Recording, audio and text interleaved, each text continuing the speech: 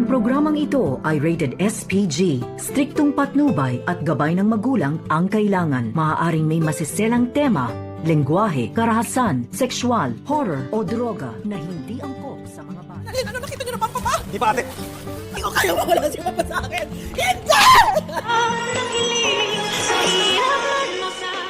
Narito na nga ang ating pakabangan ngayong Lunes sa abot kamay na pangarap.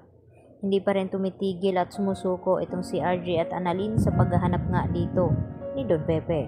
At kahit nahalughog na nga ng lahat ng basurahan, ay hindi pa rin nila nakita itong si Don Pepe.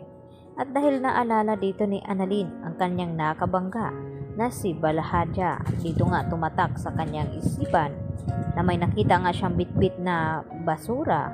At dito naman na sinabi ni RJ na ang pinaglagyan niya ng pera ay trash bag at doon niya inilagay sa basurahan. At dito nga naalala ni Annalyn na yung kanyang nakabangga, yun nga ang kidnappers na yon.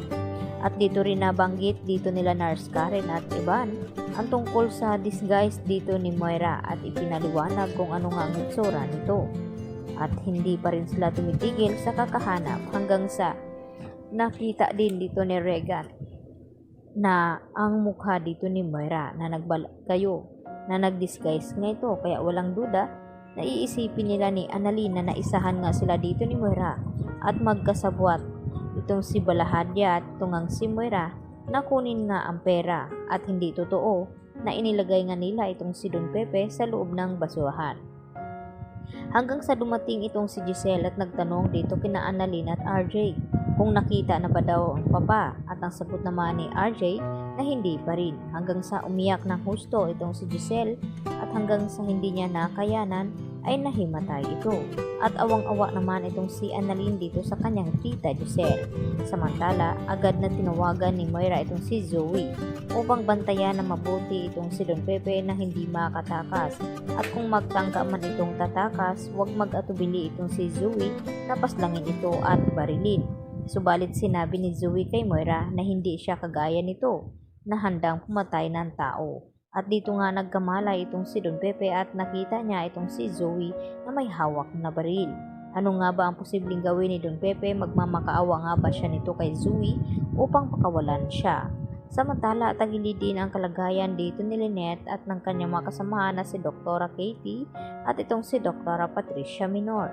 Dahil sa mga humahabol din sa kanila sa dumukot nga din dito kay Lynette at tinatakot pa ito na babalikan itong si Annalyn at tapusin dahil nagtangka nga tumakas itong si Lynette, subalit hindi nga nagtagumpay hanggang sa tinawagan ni Dr. Enriquez itong si Carlos kung nasaan sila naroon at kung saan ang location na hinahanap nga itong si Lynette dahil nasa critical din ang sitwasyon na ito dahil hindi nga ito titigilan ng mga tao ni Balahadja hanggang hindi ito mapaslang dahil namukhaan na nga ni Lynette ang mukha nito.